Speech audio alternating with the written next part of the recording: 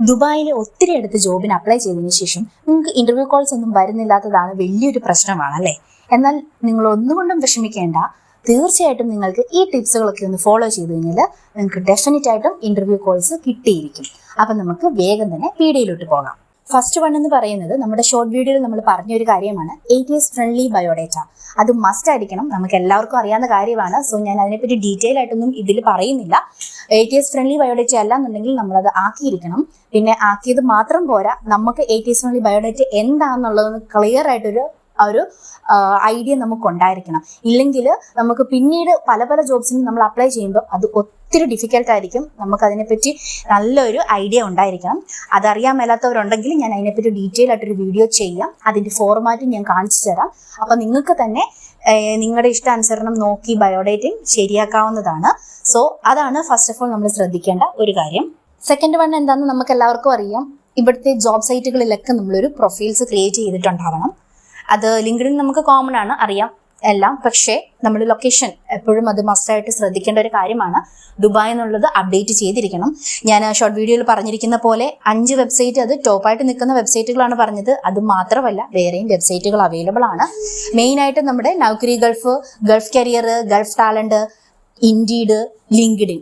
ഇൻഡീഡും ലിങ്ക്ഡിനും മെയിൻ ആയിട്ടുള്ള വെബ്സൈറ്റുകളാണ്. അതിൽ നിന്ന് തന്നെ നമുക്ക് ഉറപ്പായിട്ടും ജോബ് കോൾസ് വരുന്നതാണ്. അത് കൂടാണ്ട് നമുക്ക് ഒരു വെബ്സൈറ്റ് കൂടിയുണ്ട്. അപ്പം നമുക്ക് ഈ 5 വെബ്സൈറ്റ് ആദ്യം നമുക്ക് നോക്കാം. ഈ 5 വെബ്സൈറ്റിലും നല്ലൊരു പവർഫുൾ ആയിട്ടുള്ള പ്രൊഫൈൽ വേണം നിങ്ങൾ ക്രിയേറ്റ് ചെയ്യാൻ. നിങ്ങളുടെ എല്ലാ ഡീറ്റെയിൽസും ഇൻക്ലൂഡ് ചെയ്ത ഒരു പ്രൊഫൈൽ വേണം അതിൽ വരാനായിട്ട്. ഇൻക്ലൂഡ് നിങ്ങളുടെ ഒരു കസ്റ്റം കവർ ലെറ്റർ, അത് മസ്റ്റാണ്.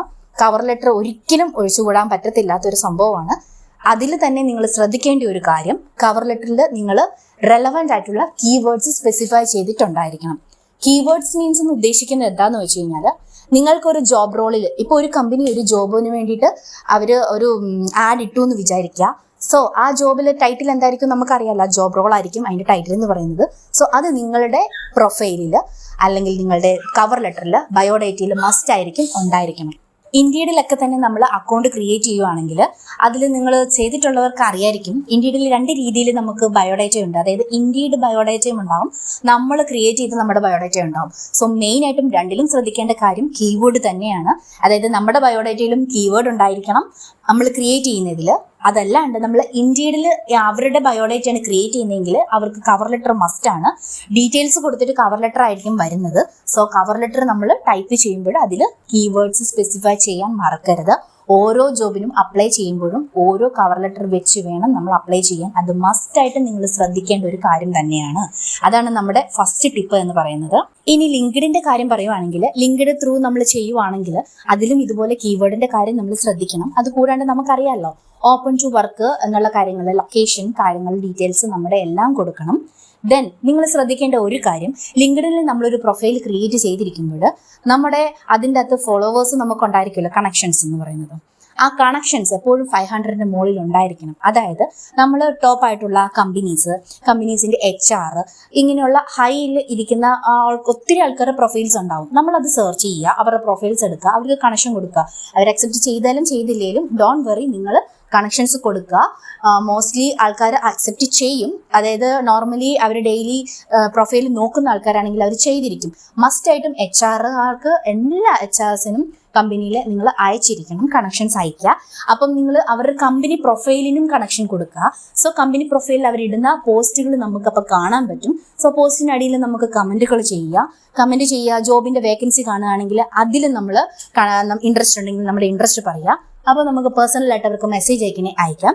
ഈ രീതിയിൽ നമ്മൾ എപ്പോഴും ലിങ്ക്ഡിനിൽ നല്ല രീതിയിൽ ആക്റ്റീവ് ആയിരിക്കണം. ലിങ്ക്ഡ് ത്രൂ നമുക്ക് സുഖമായിട്ടും ജോബ് കിട്ടുന്നതാണ്. നമുക്ക് ഇനി ജോബിൻ്റെ വേക്കൻസി അവർ ഇട്ടിട്ടില്ല എന്നുണ്ടെങ്കിലും നമുക്ക് അവരോട് ഡയറക്റ്റ് ആയിട്ട് മെസ്സേജ് അയച്ച് ചോദിച്ച് ജോബ് വേക്കൻസി എന്തെങ്കിലും അവൈലബിൾ ഉണ്ടോ, എൻ്റെ പ്രൊഫൈൽ ഇതാണെന്ന് പറഞ്ഞ് നമ്മൾ ആക്റ്റീവായിട്ട് ഒരാളാണെങ്കിൽ ഡെഫിനറ്റ് ആയിട്ടും അവർ കുറച്ചെങ്കിലും അവർക്ക് എപ്പോഴെങ്കിലും ഒരു വേക്കൻസി വരുന്ന ടൈമിലാണെങ്കിലും നമ്മളെ കൺസിഡർ ചെയ്യുക തന്നെ ചെയ്യും. നെക്സ്റ്റ് നമുക്ക് ചെയ്യേണ്ട ഒരു കാര്യം എന്ന് പറഞ്ഞു കഴിഞ്ഞാൽ നമുക്ക് ഇവിടുത്തെ ടോപ്പ് കമ്പനീസിൻ്റെയൊക്കെ വെബ്സൈറ്റിൽ ഡയറക്റ്റ് കയറുക.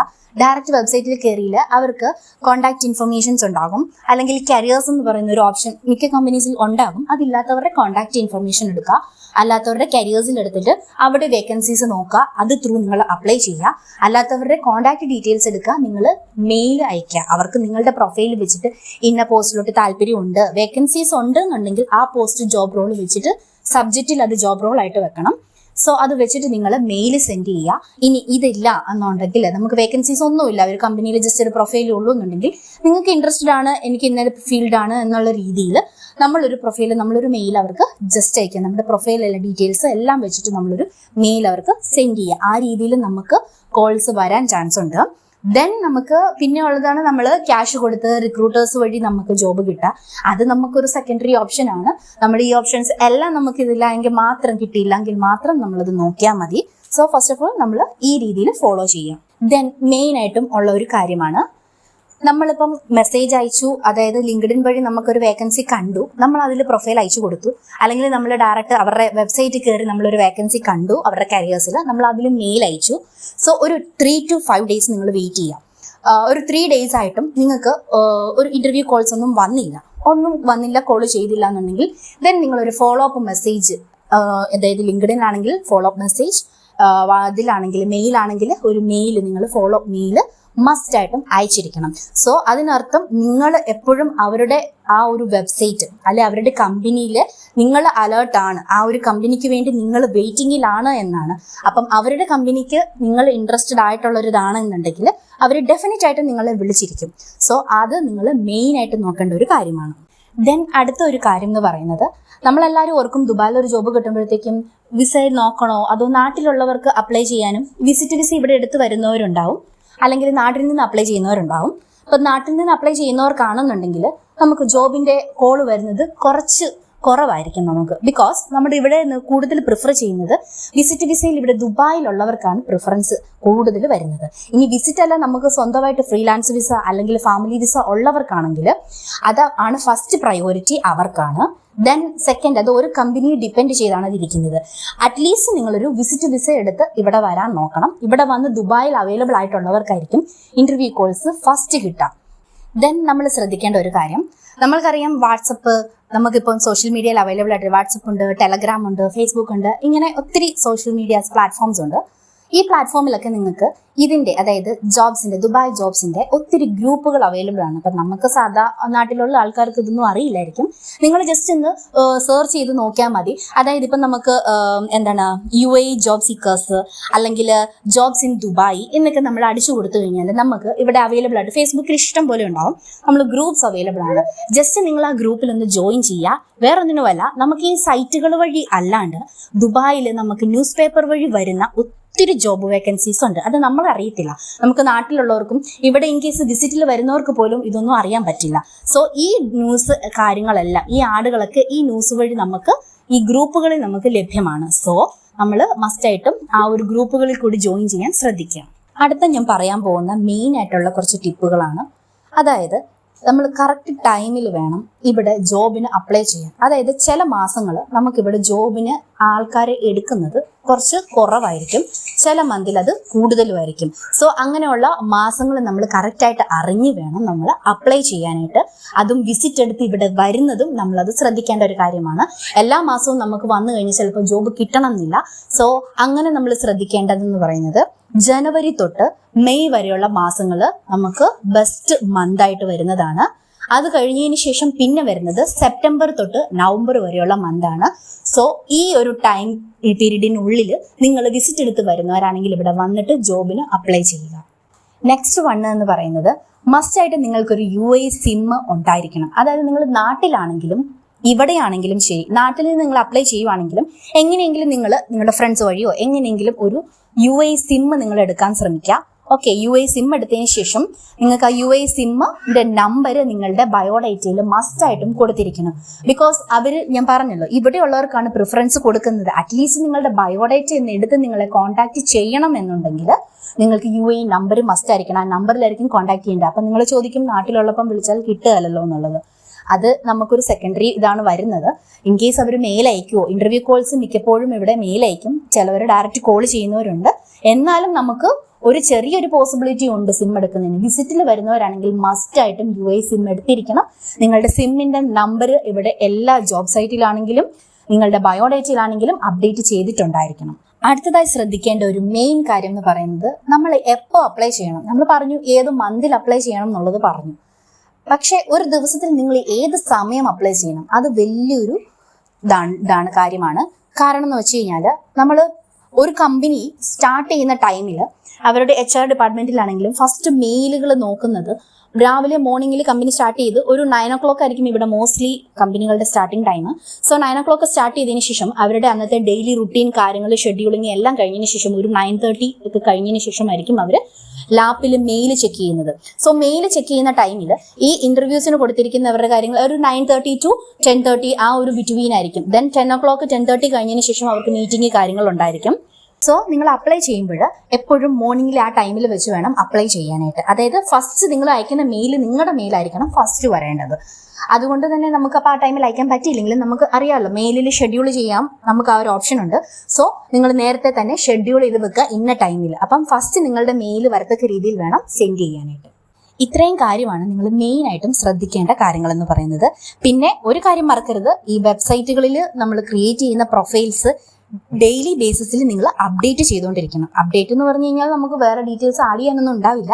ജസ്റ്റ് നമ്മളൊരു വേർഡ് ബാക്ക് അടിച്ച് ശേഷം പിന്നീട് അതൊന്ന് ടൈപ്പ് ചെയ്തതിന് ശേഷം നമുക്ക് അപ്ഡേറ്റ് ഓപ്ഷൻ കാണും.